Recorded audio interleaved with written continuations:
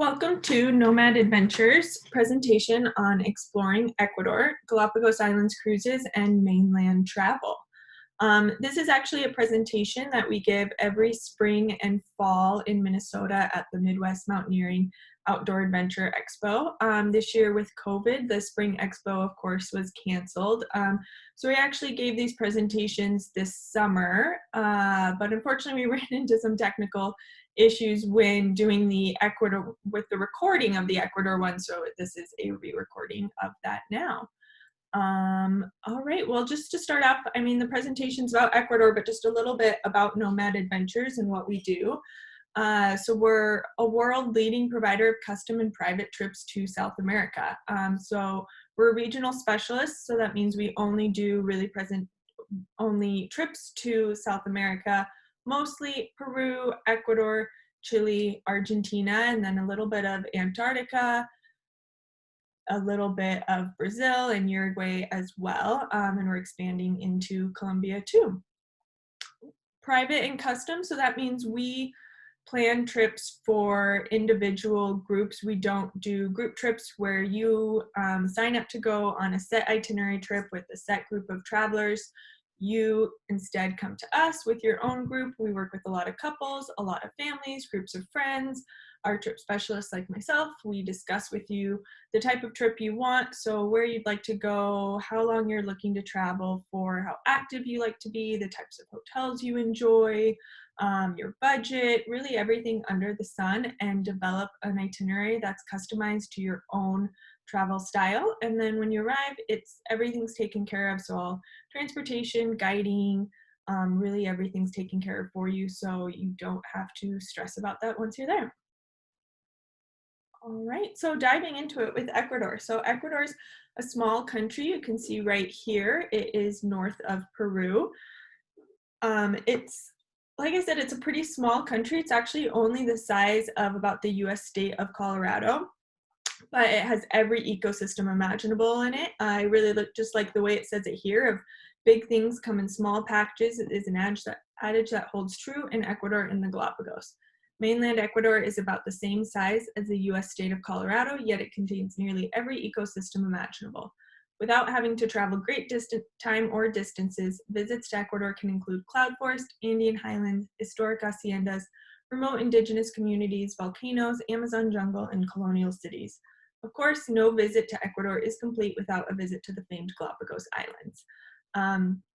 So that's really true. Here you have Quito, and then we'll kind of dive into a little bit of each of these regions and then quite a bit into the Galapagos Islands. But Quito really acts as a hub for a lot of trips. It's where you're going to fly into and out of. And then from Quito, there's a lot of different areas that you can get to without traveling great times or distances.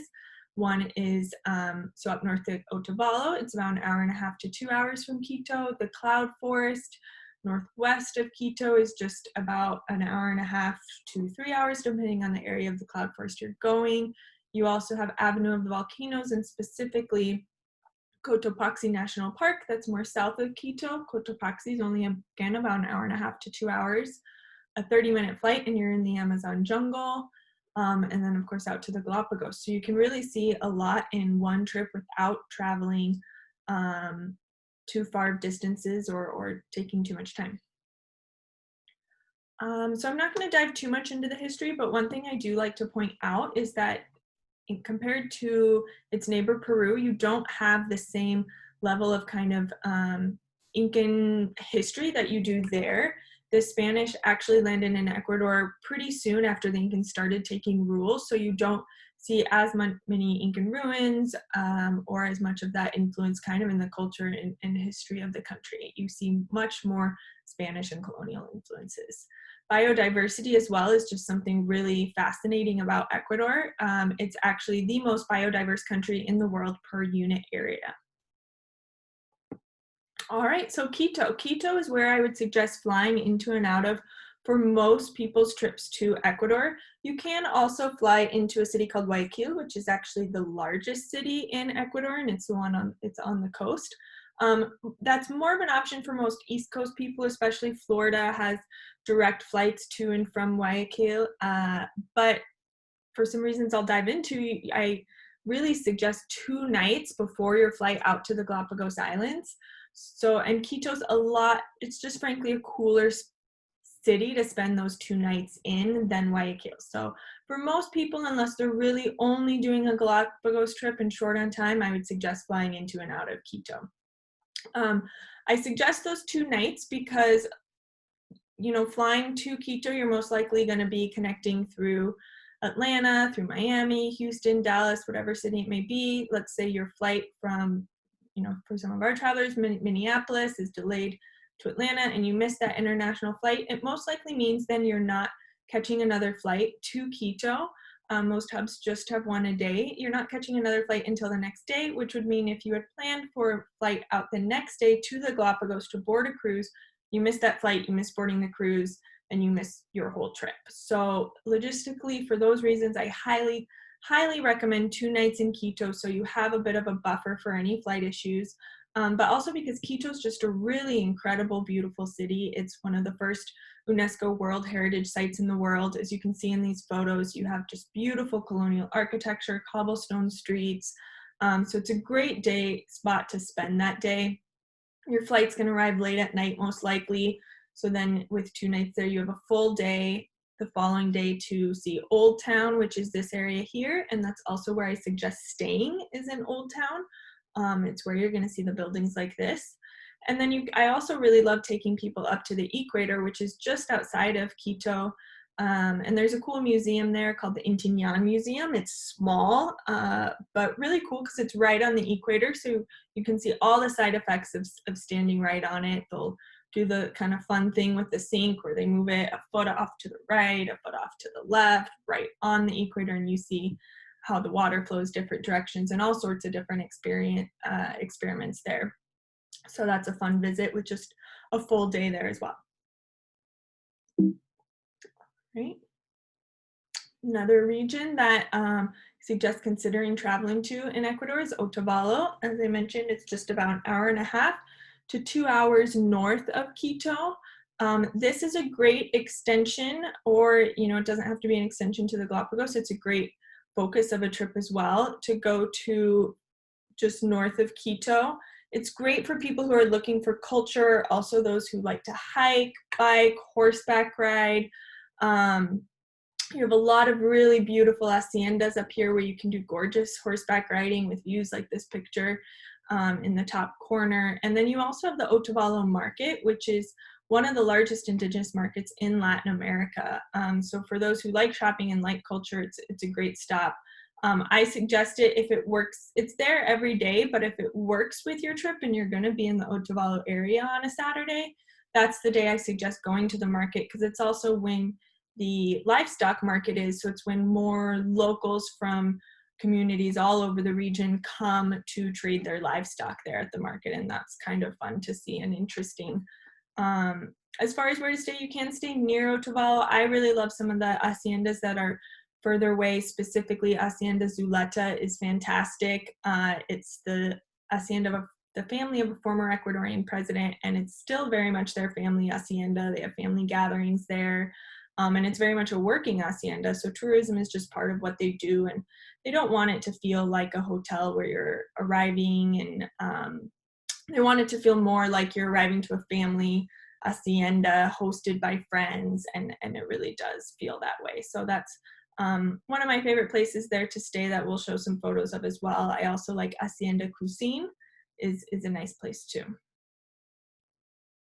All right, so the cloud forest, and again, another region just about 1.5 hours to 2 hours northwest of Quito. And one thing I forgot to mention that I want to add in for Otavalo, and really most of these regions we're discussing, as far as duration, I suggest kind of 2 to 3 nights. 2 nights is a fine stay. 3 nights if you like a slower pace and have the time. You can also do 1-night stays or even day trips to these regions. A day trip, you know, that just means you're gonna have 3 to 4 hours. If you run into bad traffic, could have more driving for that day trip. So if you're shorter on time and really want to see it, a day trip can be fine, but I really suggest more going and staying 2 nights. 1 night's okay for some of these too, but just 1 night stays on a lot of trips can be quite exhausting. So 2 nights is really ideal, 3 if you have more time. Same thing for the cloud forest. You can do it as a day trip, but I suggest 2, 3 nights if you have more time. Depending on the area you go to, some areas of the cloud forest are 3 or more hours, but there's also areas that are just an hour and a half or so from Quito. The cloud forest is fantastic for people who are really like nature, and especially those who are big into bird watching. There's more than 500 species of birds, about 36 which are endemic, and one in Ecuador, there's over 150 species of hummingbird, and you can see a lot of them in the cloud forest here. You also have beautiful hikes to waterfalls. Some of the lodges there's Mashpi, which is one we'll show some photos of later. It has a really cool sky bike, they call it. They also have a cable car, so you can kind of get up close to the canopy when you're in the cloud forest at those lodges. So yeah, Mashpi Lodge is a great choice for those looking for more of a luxury lodge. Bella Vista for those looking for something more kind of 3-star, clean and comfortable, but the birding there is fantastic as well. All right, Avenue of the Volcanoes, and specifically kind of Cotopaxi National Park is part of that, is another great region to consider going on your trip to Ecuador. Again, you can do it as a day trip, but I suggest it more for 2 nights, 1 if you're short on time, 3 if you do have more time. One important thing to note with Cotopaxi National Park and Avenue of the Volcanoes is altitude.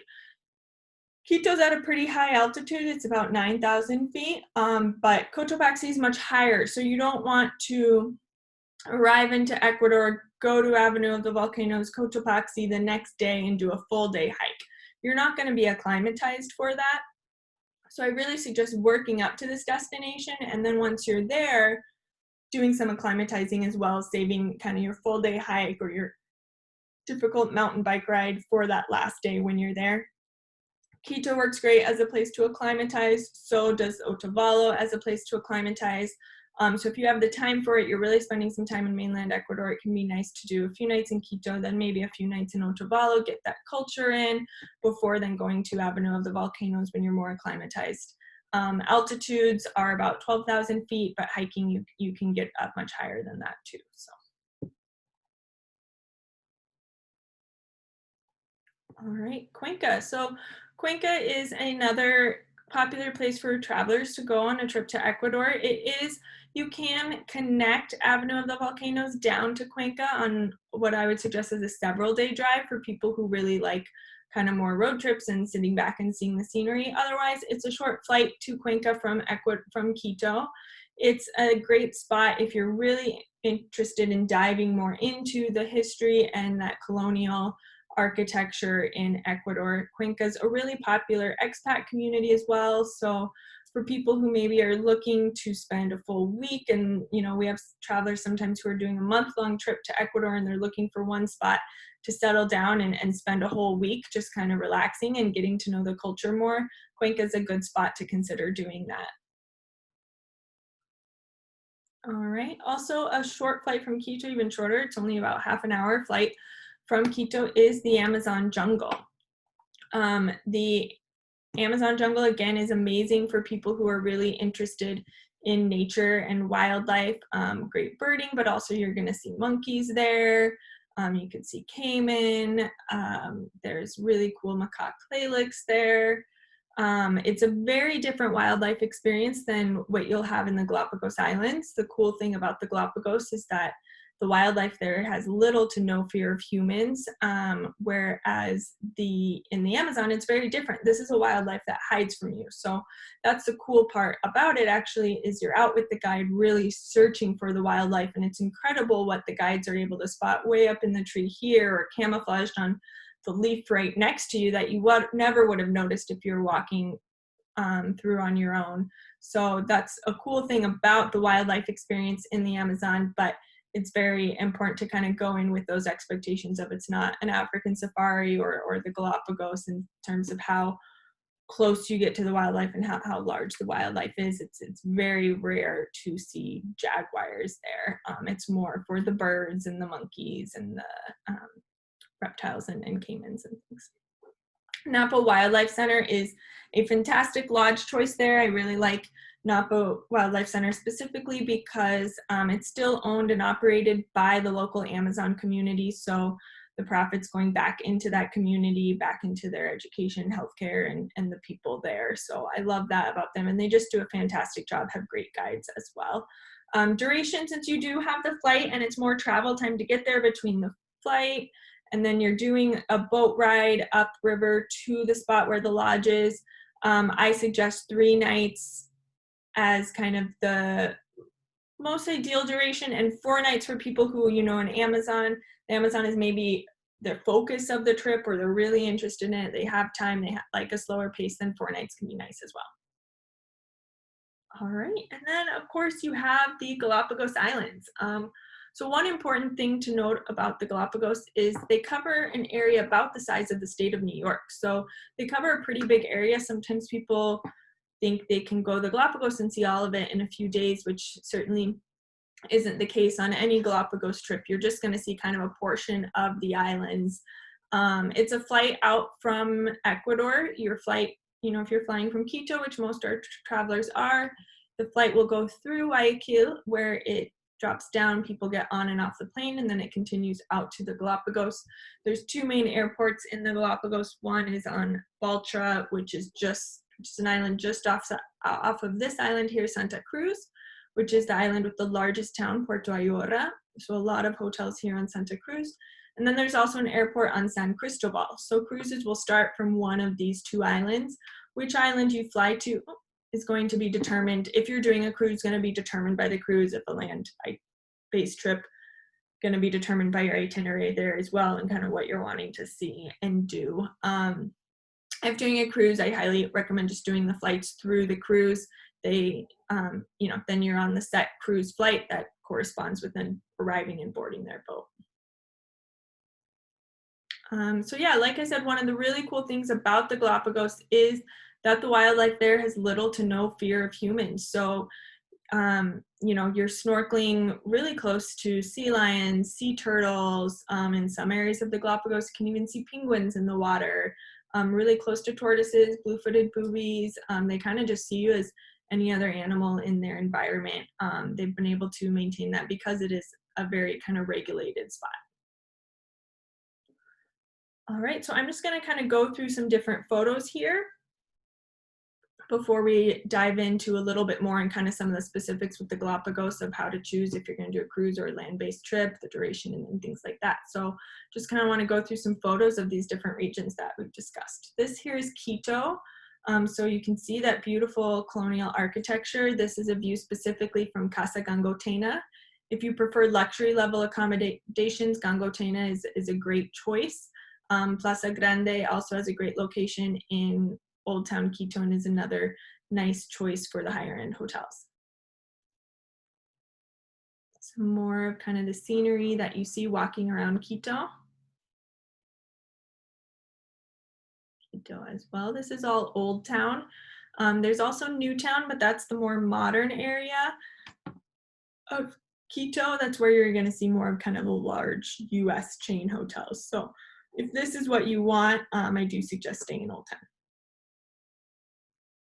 All right, Otavalo, that area about 1.5 hours to 2 hours north of Quito. Great for a cultural extension. This is at the Otavalo market. Again, at the Otavalo market, going on a Saturday for the livestock market. Some more of what you'll see there. And like I said, it's a great spot to stay in an hacienda. You know, I really love it, especially if you're staying at Hacienda Zuleta, actually post Galapagos, because the Galapagos is, like I said, very regulated. So you're going to be very much on a schedule of this excursion at this time, and this is what you're doing, and this is the area where you can walk on that island. So it's nice to, after the Galapagos, go someplace that's much more kind of laid back and unscheduled. You can go on walks around the hacienda, go visit the market. more of the scenery in that area. Great for horseback riding as well. This is Hacienda Cuisine, another one of the haciendas you can stay at. This is at Hacienda Zuleta. This is Tara and Jordan, they're Nomad's co-founders on a trip. This is a lagoon near Otavalo that you can visit and you can kind of hike around the rim of.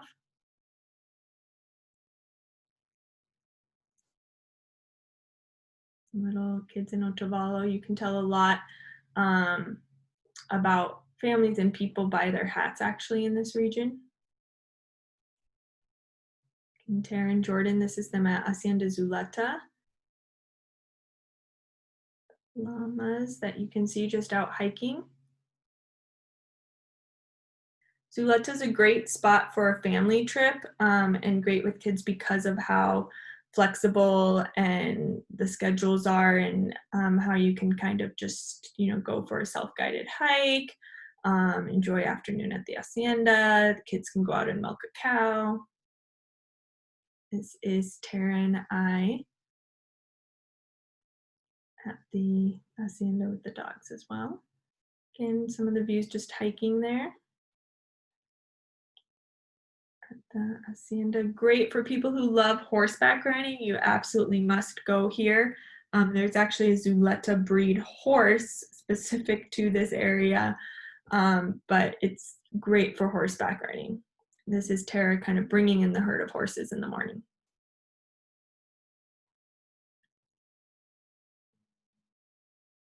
This is the Zuleta community. All right, so now this is Avenue of the Volcanoes. So again, this is that more high altitude region. It's great for people who want to do maybe some more difficult high altitude hikes. The views of the volcano, specifically Cotopaxi, is just gorgeous. Cotopaxi is this perfect cone volcano, kind of surrounded for the most part by Paramo. This is a spot you can stop at Quilatoa as you go down the Avenue of the Volcanoes if you're doing a kind of road trip down from Quito, Cotopaxi, down to Cuenca. It's a nice stop along the way. Again, you can hike along the rim as well.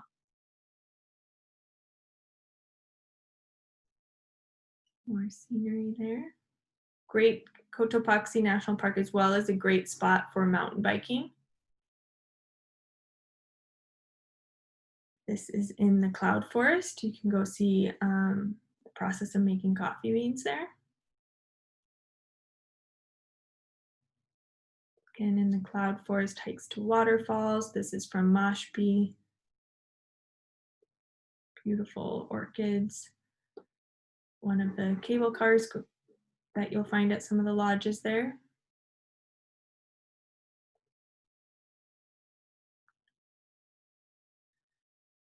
Beautiful views of cloud forest from different observation towers, more flowers. This is Mashpee. One of the things I like about this lodge is the rooms, and then the lodge itself, the walls are pretty much all glass. So you're constantly seeing the cloud forest, and they describe it as a cocoon in the clouds, and it really does make it feel that way. Hummingbirds there. Butterflies. This now is the Amazon jungle. That's Napa Wildlife Center. The lodge is very nice, but I love how they kind of marry it being a very nice lodge with being pretty authentic to its surroundings as well. You really do feel in the Amazon and kind of fall asleep listening to the sounds of the jungle. This is one of the macaque laylicks there. Monkeys came in. All right, and the Galapagos. So this is, someone paddleboarding. A few boats do have paddleboards, so if that's something that's important to you, you definitely want to let your trip specialist know. Otherwise, you can paddleboard on a land-based trip as well, and a lot of boats have kayaks on board nowadays too. So when you're doing a cruise, these Zodiac boats are how you get from the main cruise And then onto shore, you have either dry or wet landings. This is a dry landing where you're stepping from the boat onto whether it's a dock or kind of a rocky shore like this. And then you also have wet landings where you're stepping from the boat, just kind of stepping right over into the shallow water and then walking on shore. Different excursions that you'll do on the boats are, every morning you'll have an excursion off the boat, and then again every afternoon you'll have an excursion off the boat. The excursions are kind of short walks on land, usually an hour to 2 hours. You're walking generally at a pretty slow pace as you're walking and seeing the animals. Any Galapagos trip is a very educational experience. You're stopping and learning about the different animals that you're seeing, about their kind of breeding practices or whatever they may be doing. So you have the different kind of nature walks like that. You have kayaking on some boats, snorkeling, and then also where you're just doing zodiac rides on these boats here, where you're going along the shore and maybe seeing wildlife on kind of a rocky shore, or in the water just doing the zodiac boat rides. But they are really quite active. You're off the boat every morning doing something, back on for lunch, and then the boat moves to another spot, and then again in the afternoon you're off the boat doing another excursion. Some of the sea turtles. A lot of places, if you're doing a cruise, you can often snorkel with quite a few sea turtles, as you can see here. Baby sea lion. This is kayaking. That's Glaulio. He's a good friend and partner of ours. Owns one of the only hotel pretty much on small island of Floriana. That's him trying to help some guests do the kayaking there. You can see how close you can, you don't want to get too close, and guides do regulate that, but you can see how the animals are pretty unfazed by you. You really have to more step away from them because they're coming too close to you. This is a view from Bartolome Island. Nice little hike up to that peak there. It is one of the more there aren't a lot of really strenuous hikes, I'd say, in the Galapagos. This is one of the more kind of short but more difficult hikes. Some of the hotels there. This is a hotel in Santa Cruz. This is a spot on Isabela Island, another kind of little short hike up. Seahorses, iguanas, there's land iguanas. This is a land iguana, and the marine iguanas, which are darker and you'll see in the water swimming often. And you can see whole colonies of iguanas where it almost just looks like the ground is moving because they blend, especially the marine iguanas, blend so much into the rock that it's just a huge colony of them. The red frigate birds that puff out their red chests. Pelican.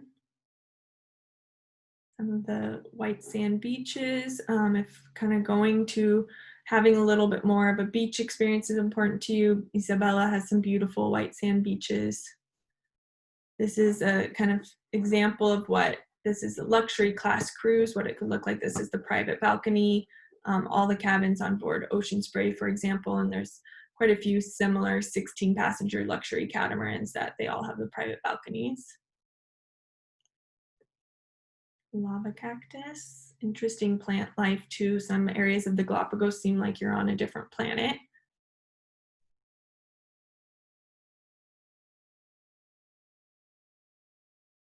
And of course the tortoises.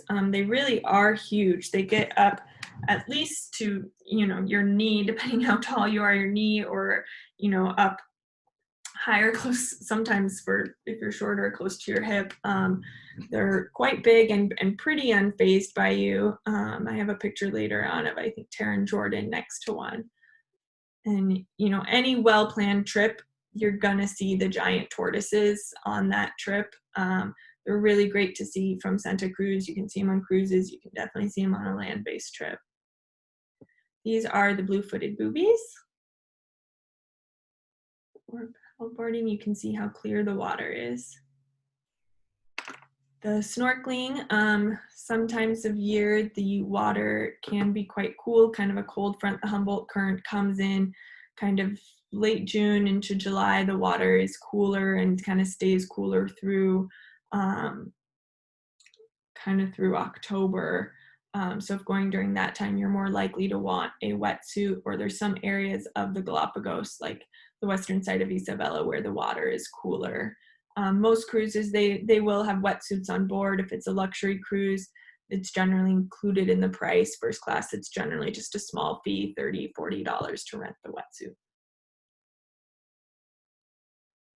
Dolphins you can sometimes see. Some photos to show you what kind of some different boats look like. You can see the outdoor dining on some of them. This is a spot on Santa Cruz, an island where you can stay at hotels, can walk to different beaches. So this, you can see Tara and Jordan, how big the tortoise is and how close you really are to them. This is Finch Bay, which is a nice hotel on Santa Cruz. A great option for people who maybe want to do a cruise, but then pair it with a few nights afterwards to relax more. Like I said, maybe walk to a beach, explore town, get some more kind of flexible time too. And another nice photo, that's the ocean spray there. All right, so kind of diving into that of how to pick between a land-based Galapagos trip or a cruise. You know, you'll hear some people say that you absolutely have to do a cruise. It's the best way. I don't really believe that exact statement. I believe there's a best way for each specific traveler, depending kind of what they're looking for in their Galapagos experience. And you can, of course, combine the two as well, doing a shorter cruise with a few nights on land to kind of get the best of both worlds. So kind of how to pick cruises. If, you know, your main focus going to the Galapagos is the wildlife, you've been maybe planning, thinking of this trip, researching a lot about the Galapagos, and you don't have any kind of fears of being on a boat or issues where you don't want to be sleeping on a boat, then yes, a cruise generally is the best route to go. They get to some of those further out spots of the islands that you can only get to on a cruise, and they're very efficient. With the land-based trip, you know, inherently you're going to spend time getting from your hotel then to port, where you then get on a boat, and then the boat gets out to the island. You know, sometimes it can be depending on what islands you're going to, sometimes it's an hour transfer to get to that boat port, and then on the boat it can take 2 hours to get to some of the different islands that you can go to on day trips from Santa Cruz, for example. So you inherently are going to spend time on a land-based trip getting to different islands, whereas when you're on a cruise, the cruise is moving, when you're on board having lunch, when you're on board sleeping, so you kind of are already, when it's excursion time, you're already where you need to be. So they do fit in, you can fit in more visitor sites into a trip generally with a cruise than you can with a land-based trip. So yeah, great for seeing wildlife, some of those further out spots that on a land-based trip you just can't get to, very time efficient and can fit in more island visits generally. However, they are, like I said, they're very structured. They, you know, a lot of the sites they're visiting in, they're within the national park, and they have a permit to be at this specific spot at this time, and a permit to do this walk from this time to this time, or do snorkeling from this time to this time. So they are very structured. And you have to, you know, always when you're out on the excursions, stay near the guide, walk on the set path. So if you're someone who likes more time to wander, likes more time, free time and flexibility, then a land-based trip could be a nice fit for you, or at least pairing it with a cruise. Also, you can do something entirely private. With a cruise, you can only do it private if you're chartering a boat, which is a good option for groups of, you know, 12 and above. There's a lot of 16 passenger boats that are great for chartering, but if you're not a larger group or financially aren't able to charter a boat, a land-based trip is an excellent way to do a fully private trip, and you're still going to see the Galapagos tortoises, sea lions, iguanas, and see blue-footed boobies. You can still have an amazing wildlife experience, but do it entirely private and personalized to your own style of the type of wildlife you're maybe looking to see. We can personalize the itinerary to you. It also has the potential to be more active on the cruises. They do have to cater to a variety of different activity levels. So you're not often going to be doing full, long, 4-hour hikes on a cruise. So if you want to go and see the wildlife, but you also want to hike, you want to do a lot of kayaking, then a land-based trip might be a good fit for you. There also, the reason you're going to the Galapagos generally is the wildlife, but there is some interesting culture there as well, interesting history, and you're going to learn more about that on a land-based trip when you're staying kind of in the towns or more access to them. You're meeting more local people in the Galapagos, learning about the way they live. So for people who want to learn about the culture there as well, then a land-based trip, or like I said, a combo could be the right fit for you.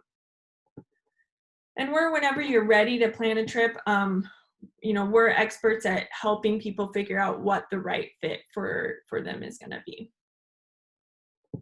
All right, so if you've decided to go with a cruise, how to pick the best cruise for you. A few things to consider are boat size and type, the cruise duration, and itineraries as well. So boat type, you don't really have to consider too much.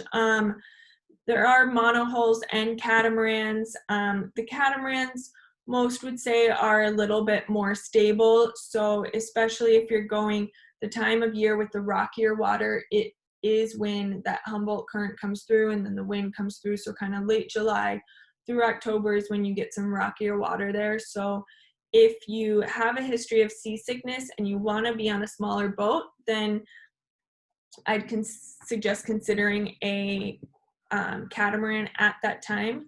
However, once you're looking in the luxury class of vessels, a lot of the luxury class vessels that are monohulls do have stabilizers as well. So if you are seasick, are prone to seasickness going during that rockier time, but looking at luxury class, then it may be worth asking if the boat you're looking at has a stabilizer on board. There are a few sailboats as well, but you can't do a kind of true sailing trip in the Galapagos because they are very much set to those pre-approved itineraries. All right, so the kind of bigger thing for me when you're choosing the boat you want to be on is actually the size. So you have kind of 3 different groups of size of boats in the Galapagos. You have the small boats, which are usually 16 to 20 passengers. You have mid-sized boats, usually about 30 to 50 passengers. And then you have a few larger boats that are 90 to 100 passengers. 100 passengers is the largest boat in the Galapagos. They're not allowed to have larger boats than that. And in the cruising world, 100 passengers is actually considered quite small. So even the large size in the Galapagos, it's still a relatively small boat. Those small ships, 16 to 20 passengers, that's, it's a really nice size for something more intimate, great if you're looking to charter. You get to know the guides more, you get to know the crew more, you get to know the other passengers on board more. We work quite a bit with that class. There's a lot of really great options in that size of boat and all different budget options as well. You have the monohulls, you have catamarans in that class. The one kind of thing is the 16 passenger ships, they do just have one guide on board.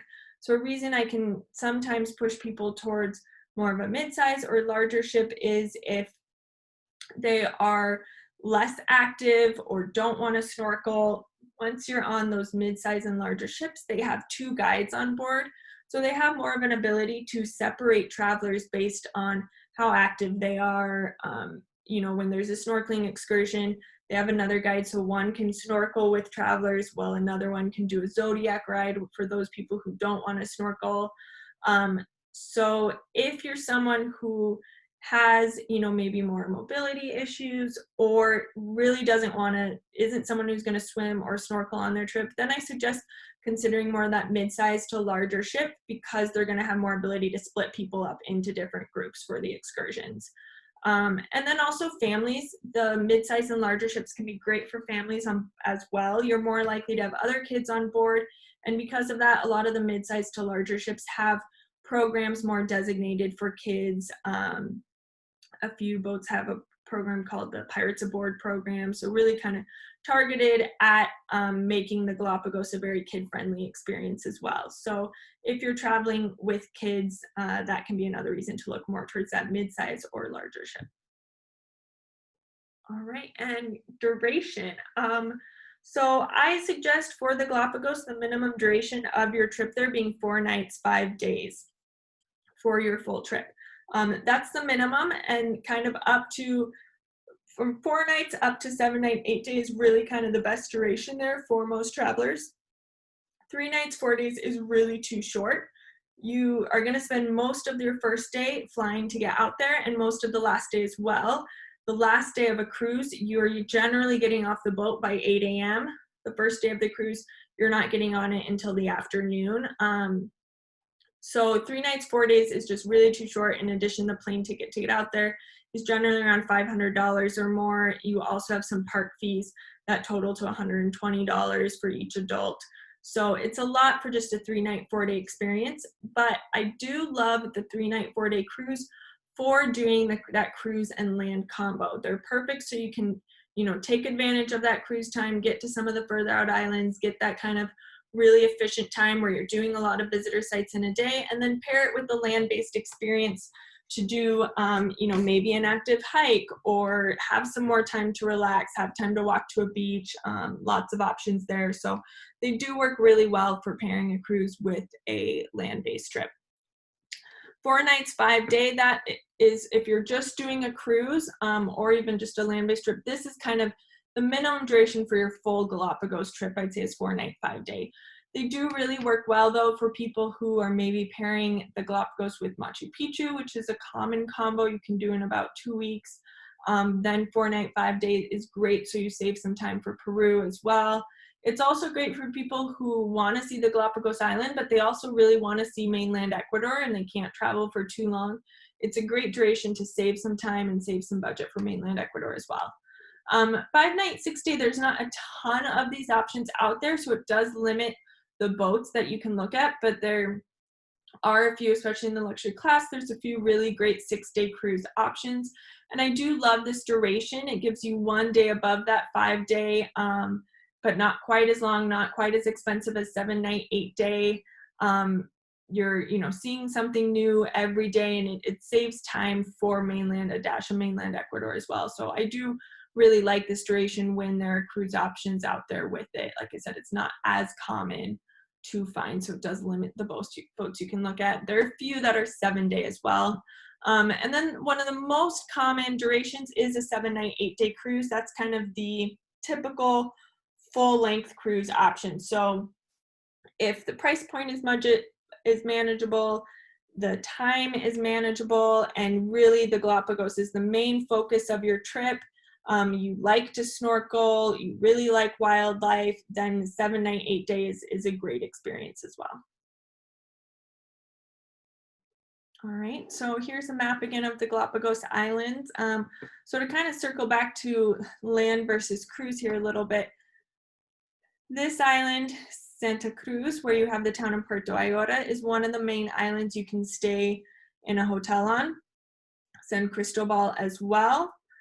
Floriana is a tiny island. That's where you have Lava Lodge, a small hotel, and then Isabela, this area specifically is where kind of the main town on Isabela is. You cannot get to this area of Isabela on a land-based trip, but you can here, and there's some beautiful white sand beaches there as well as great snorkeling. So these are the 4 islands you can stay on a land-based trip. The 2 ways to do a land-based trip, and you can kind of combine these a bit as well, is to do island hopping, where you, for example, maybe stay a few nights on Santa Cruz, a few nights on Floriana, a few nights on Isabela. We have a great itinerary like that, and you're seeing the activities on each island. This is a perfect way to do a fully private trip. You're not doing day trips out to other islands where you're with other groups of travelers, but really exploring each of these islands. And it's a good balance. You have some really interesting culture and history and kind of mysterious stories on Floriana, which is a bit unexpected, but great kayaking as well. You see tortoises here too, some nice hiking on Floriana. On Isabela, you have those great white sand beaches, some fantastic snorkeling going to Tintoreras, just off the coast here as well. You also have the Sierra Negra volcano, so a fantastic hike up to that volcano on Isabela. And then Santa Cruz is one of the, I think, the best spot to see the tortoises in their natural habitat going up to the highlands.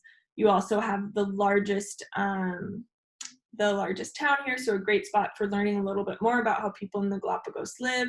You also have beaches you can walk to as well. And then Santa Cruz is a great option for doing day trips out to other islands. So you can do a day trip to North Seymour, which is near here, just right there. You can do a day trip to Bartolome, a few different options to do day trips from Santa Cruz. San Cristobal as well has a few day trip options, one being down to Española here. Great for sea lions as well. It can be a nice spot to possibly do some snorkeling with sea lions. So yeah, you can connect these islands doing a land-based trip where you're island hopping around, or you can just stay on one island. If you're going to, I suggest San Cristobal for just one island, doing then day trips out to the other islands, as well as doing days just exploring Santa Cruz, seeing the tortoises there, seeing the town there, the beaches, and those things. The areas you can only get to on a cruise are, for example, this western side of Isabela, also Genovesa, and then some of these islands like Floriana, for example, you can get to on a day trip. I would suggest as a day trip, but you can stay there. But there are certain areas of Floriana that are only visitor sites for cruises. Same thing with San Cristobal Santa Cruz and most of these islands. All right. So kind of just, I've touched on a lot of this. Like I said, Isabela is fantastic for white sand beaches. It's also a good spot to see penguins. On any well-planned trip to the Galapagos, you're going to see the tortoises, you're going to see the iguanas, you're going to see sea lions, you're going to see a lot of different animals. There's only a few species where if it's high on your list to see, you really do want to pay attention to the itinerary. Penguins is one of those. You, for the most part, only see those on Isabela. You see them quite a bit on the western side of Isabela, and then also Bartolome is a good spot to see the penguins as well. So if that's important to you, make sure to pay attention to the itinerary. One other animal is the waved albatross, which is a type of bird that's only found on Española. The blue-footed booby you're going to see on any trip really to the Galapagos, but it may be seeing them flying above you or kind of on a rocky shore as you're doing a Zodiac boat ride by. If you want to see them up really close, standing kind of right next to you, I suggest going to North Seymour, and that's a spot a lot of cruises visit. You can also do a day trip there from Santa Cruz, or Española is a good spot to see them as well. All right. But really I would say my biggest recommendation as you look at itineraries is I talk to more people who have become entirely overwhelmed looking at the itineraries because one friend told them they have to go to the western side of Isabela and one friend said they have to go to a southern itinerary, whatever it may be. I hear all sorts of different versions of that, and really partner with, if you're not going through a company like us, partner with a good boat with a good reputation. Make sure your itinerary is spending some time getting away from kind of the main center area you could just see on a land-based trip. Make sure it's getting out a little bit further as well. And then don't get too overwhelmed with it because, people come back saying, well, you have to go to the western side of Isabela or you have to go to the southern area because you're going to see amazing wildlife on any trip. So people come back convinced it has to be this area when really you're going to see amazing wildlife in all different areas of the Galapagos. All right, so a little bit on weather. As you can see, you don't get a ton of seasonal variation. I don't love this graph because it doesn't show lows and highs, it just shows the averages. Usually daytime temperatures kind of in the 60s, 70s, and then lows can, especially when you're at those higher altitudes like Quito or Cotopaxi, can get down into the 30s. So layers is really key in mainland Ecuador. And then you can get rain any time of year, as you can see. Really kind of the months with less rain are just June, July, August. Otherwise, you can really get rain at any time of year, so you always want to bring your rain jacket. In the Galapagos, so really the main seasonality in terms of weather there, you do kind of the hottest time of year is, and again, this doesn't show it super well because it just averages it out, but the hottest time of year is February, March, April, kind of into May, but really that February, March, April is kind of the hottest time of year. It's also when the waters are calmest. And then the coolest time of year is also when the waters are the choppiest, being that kind of August, September, October timeframe. But the differences aren't huge. But if you really struggle with heat, you might want to look going during that kind of cooler time frame. During this cooler time frame, it's also when you get the mist coming in. So if you're staying in the highlands, it can feel kind of wet and cool. So I would suggest warm clothes actually if you're staying in the highlands at that time, or if you really want to stay in the highlands of Santa Cruz, looking towards kind of a different time of the year. Same thing as I mentioned with the rocky waters, that's when you get kind of late July through kind of beginning of October, you get some rougher waters. So any time of year, if you're on a cruise, I suggest packing some seasickness medication, but at that time, especially, waters never get too bad in the Galapagos, but that is when you get more movement. And then also the kind of December, January, February, March timeframe, that's when you get more rain there as well. Right here in the Galapagos, it's also ironically the sunniest time of year. The rain really comes and goes. All right. So formerly you just needed a passport that was good for 6 months beyond your dates of travel to travel to Ecuador. Right now with COVID, Ecuador actually is open. It's one of the only countries in South America that right now it's September 2020 as I'm recording this. It's one of the only countries that is open in South America for travel. So you can travel there, but you need a negative COVID test within 10 days of your dates of travel. And then that's to go to Ecuador. Once you arrive, you don't need to quarantine. You can freely travel throughout the country. But then before going to the Galapagos, you need a negative COVID test from within 96 hours for your flight to the Galapagos. So we help coordinate that. We suggest just getting another test once you're in mainland Ecuador that fits that 96-hour requirement before your flight out to the Galapagos. All right, immunizations, shots.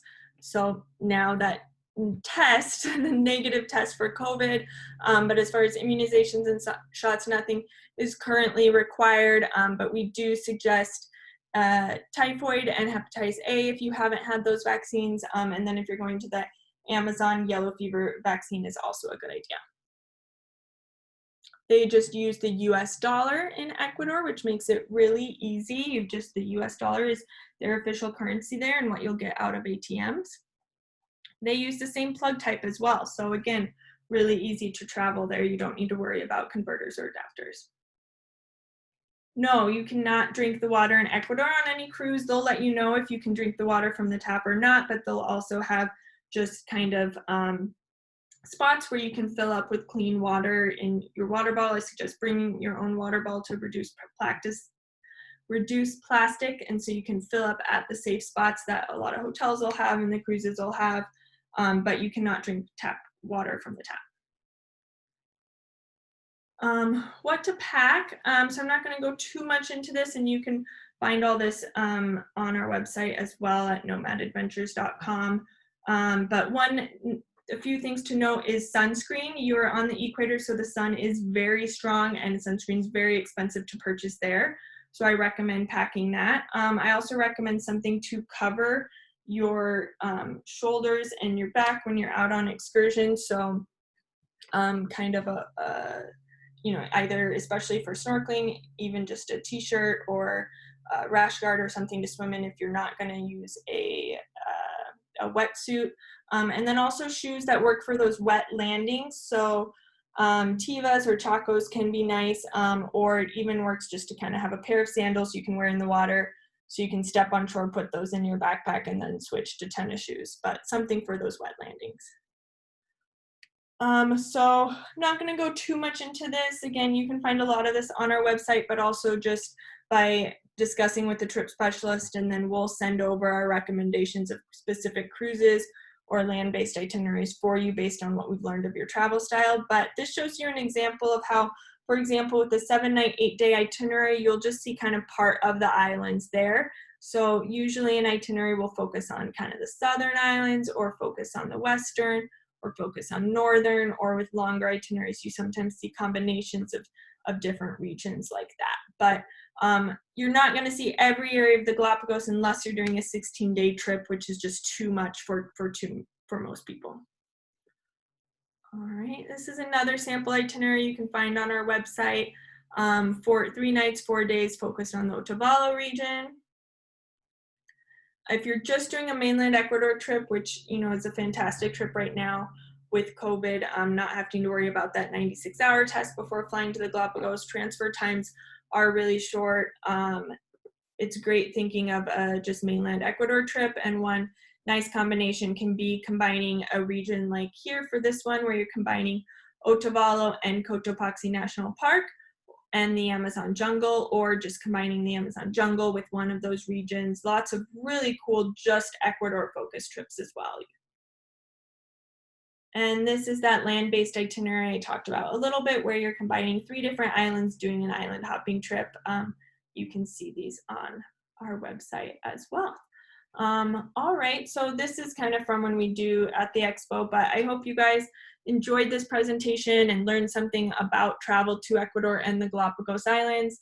Again, if you're looking to plan a trip and you're interested in doing so with Nomad, the best first step is to just give us a call. The phone number is 612-315-2894, or send us an email at travel@nomadadventures.com, or just visit us online at www.nomadadventures.com. And the best first step is reach out to us, and then we'll arrange generally a time for a quick phone call so we can learn a little bit more about you and what you're looking for, and make suggestions, personal suggestions for your own trip. And then eventually we send over what we call a trip skeleton, which is just a high-level overview of the trip that we'd be recommending for you. So if you're interested in planning a trip, go to our website, send us an email, give us a call, and we'll connect you with a trip specialist for you and help you start that planning process. All right, thank you so much, everyone, and I hope you've enjoyed this presentation, and have a good rest of your day. Thanks so much.